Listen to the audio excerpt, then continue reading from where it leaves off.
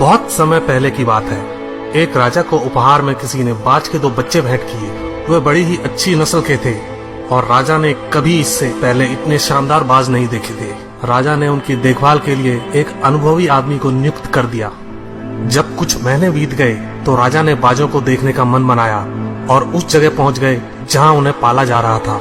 राजा ने देखा कि दोनों बाज काफी बड़े हो चुके थे और अब पहले से भी शानदार लग रहे थे। राजा ने बाजों की देखभाल कर रहे आदमी से कहा, मैं इनकी उड़ान देखना चाहता हूँ, तुम इन्हें उड़ने का इशारा करो। आदमी ने ऐसा ही किया। इशारा मिलते ही दोनों बाज उड़ान भरने लगे, पर जहाँ एक बाज आसमान की ऊंचाइयों को छू रहा था, वहीं दूसरा कुछ ऊपर जाकर उसी डाल पर आकर बैठ गया जिससे वो उड़ा था। ये देख राजा को कुछ अजीब लगा। क्या बात है, जहाँ एक बाज इतनी अच्छी उड़ान भर रहा है, वहीं ये दूसरा बाज उड़ना ही नहीं चाह रहा। राजा ने सवाल किया, जी हुजूर, इस बाज के साथ शुरू से यही समस्या है, वो इस डाल को छोड़ता ही नहीं। राजा को दोनों ही बाज प्रिय थे और वो दूसरे बाज को भी उसी तरह उड़ना देखना चाहते थे। अगले दिन पूरे राज्य में ऐलान कर दिया गया, जो व्यक्ति इस बाज को ऊंचा उड़ाने में कामयाब होगा उसे ढेरों इनाम दिया जाएगा।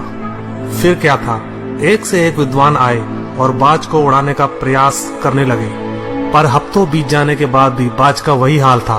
वो थोड़ा सा उड़ता और वापस उसी डाल पर आकर बैठ जाता। फिर एक दिन कुछ अनोखा हुआ।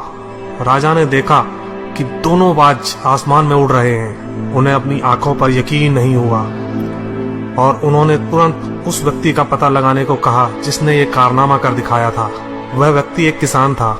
अगले दिन वह दरबार में हाजिर हुआ। उसे इनाम में स्वर्ण मुद्राएं भेंट करने के बाद राजा ने कहा, मैं तुमसे प्रसन्न हूँ, बस तुम इतना बताओ कि जो काम बड़े बड़े विद्वान नहीं कर पाए वो तुमने कैसे कर दिखाया। मालिक, मैं तो एक साधारण सा किसान हूँ, मैं ज्ञान की ज्यादा बातें नहीं जानता। मैंने तो बस वो डाल काट दी जिस पर बैठने का बाज आदी हो चुका था, और जब वो डाल ही नहीं रही तो वो भी अपने साथी के साथ ऊपर उड़ने लगा।